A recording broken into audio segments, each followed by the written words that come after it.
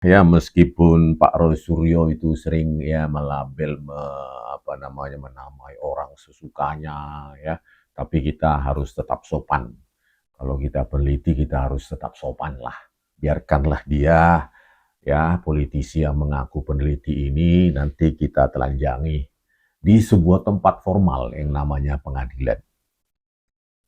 Oke, kita sekarang akan membahas sedikit ya tentang tulisannya Pak Roy Suryo ini di buku Jokowi's White Paper ya sebanyak 49 halaman yang telah saya katakan historinya adalah dia mengirimkan berupa WA messages bukan dalam Word document. Jadi saya lah yang tata letak menjadi Word document sehingga semuanya bisa tercetak ya seperti yang ada. Selanjutnya kita akan bedah ya. Kita akan bedah tulisan dari Pak Roy Suryo ini ya. Di daftar isi ya bab 1 ya tulisannya adalah kita akan jejak sedikit bagaimana sih kenapa mereka Pak Roy Suryo ini sangat diyakini oleh para cheerleader mereka bahkan pengacaranya bahwa Roy Suryo ini adalah peneliti hebat. Meskipun apa nggak mereka punya Google Search gitu ya, cari Google Scholar-nya Pak Roy Suryo ini ada nggak, buku apa yang pernah disitasi, paper atau jurnal apa yang pernah direferensi. Kan tidak ada, tetapi langsung percaya. Nggak di situ sebenarnya kalian sudah bias. Gitu ya, sudah bias.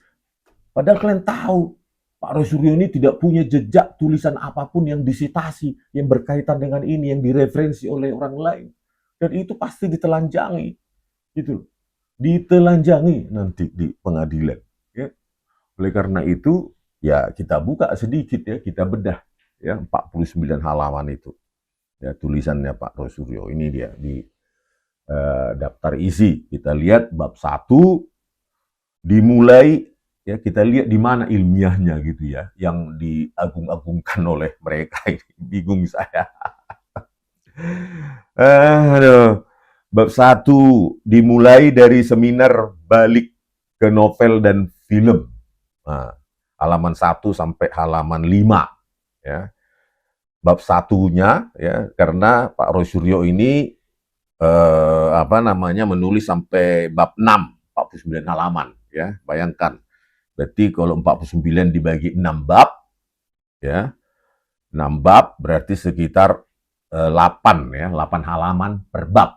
Bayangkan ya. Dan itulah keilmiahan yang kalian puja-puji. Ya. Keilmiahan yang kalian puja-puji 49 halaman dibagi dalam 6 bab, maka satu bab hanya rata-rata 8 halaman. Bab 1 tadi sudah saya katakan dimulai dari seminar balik ke novel. Dimulai dari seminar balik ke novel dan film halaman 1 bab 1 ya. Di mana lah ilmiahnya ini coba? Seminar ya subbabnya seminar memimpin dengan hati. Ini banyak di online ya cerita ini. Jadi berita-berita clipping koran di rewrite ya di reiterasi. Terus novel Cintaku di Kampus Biru halaman 2. Ya subbab 2 ya subbab di kedua dalam bab 1. Yang ketiga film Cintaku di Kampus Biru halaman 3. Terus ironi Kampus Biru menolak ayah. Itulah bab 1. Kalian bisa tunjukkan para pengacara yang meyakini dia ini peneliti hebat. Ya. Itulah sampai halaman kelima lah itu. Satu bab. Ya, 5 halaman. Di manalah ilmiahnya itu? Terus yang kedua, hak konstitusional rakyat dan hak asasi manusia. Nah ini saya kira sudah masuk ke bidang hak asasi manusia. Nggak tahu dia pakar di bidang hak asasi manusia atau apa. Ya karena perang Iran aja dikomentari di TV, jadi komentator, ya kan? Semua dia tahu, ya perang Iran Israel Amerika pun dia jadi narasumber, ya kan? Jadi semua tahu tentang hak asasi manusia pun bab 2 pun dia tahu. Halaman ke-6. Subbabnya Kebanggaan terhadap ijazah pemimpin negara, halaman ke-7. Di manalah ilmiahnya itu. Bab kedua, dari trias politika ke tetras politika. Berikutnya, hukum internasional dan freedom of press. Oh, jadi pakar freedom of press dia, ya kan? Terus berikutnya, ntar agak geser dia ya. Selanjutnya, kebebasan pers, kebebasan berekspresi dan berpendapat di Indonesia.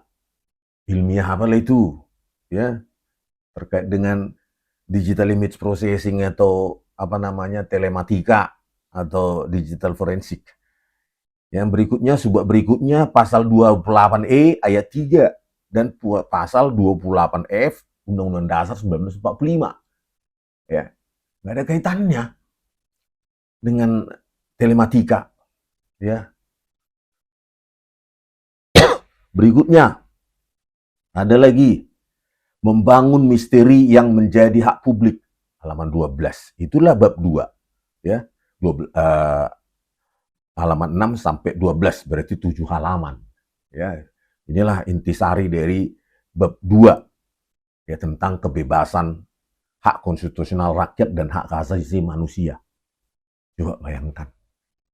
Inikah pakar telematika yang akan kalian handalkan untuk mencari kebenaran versi kalian. Terus bab 3, dimulai dari halaman 13. Kasus hukum sebelumnya soal ijazah palsu. Subbab 1, subbab pertama, kasus yang dialami Bambang Trimulyono, halaman 13. Ya, nanti akan saya tulis juga buku untuk membantah tulisannya Bambang Trimulyono. Ya, dari mana dia sumber ceritanya? Ya, tidak terverifikasi sama sekali. Saya akan telanjang itu. Tapi tunggu aja ya, 2 buku pertama yang saya yang akan saya selesaikan berikutnya.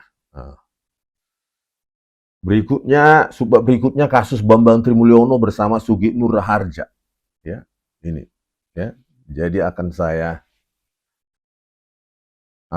bantah itu tulisannya Bambang Trimulyono ya, yang tidak ada berbasis saintifik sama sekali, ya, tidak punya kemampuan untuk melakukan pencocokan wajah, cuma pak modal pakai penggaris, ya, sudah dicocokkan ke gambar-gambar yang didapatkan dari mana.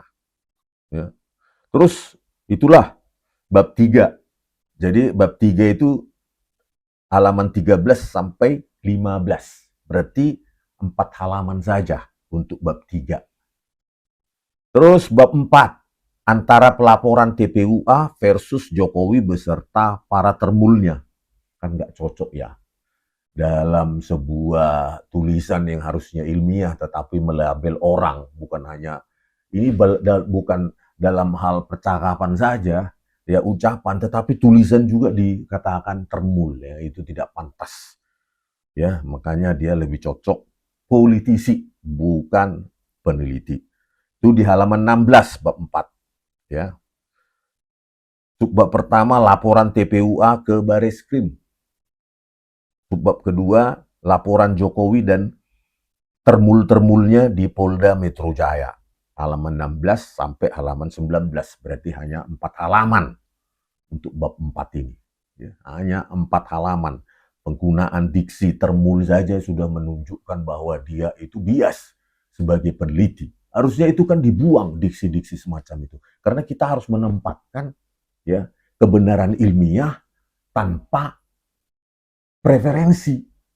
Kalau begini kan sudah preferensi namanya, menggunakan istilah termul. Ya. Bahwa ada kebencian di situ, aroma kebencian. Ya. Bukan hanya ini tulisan yang dipublikasi, ya, yang dikatakan ini ilmiah. Sangat disayangkan ya.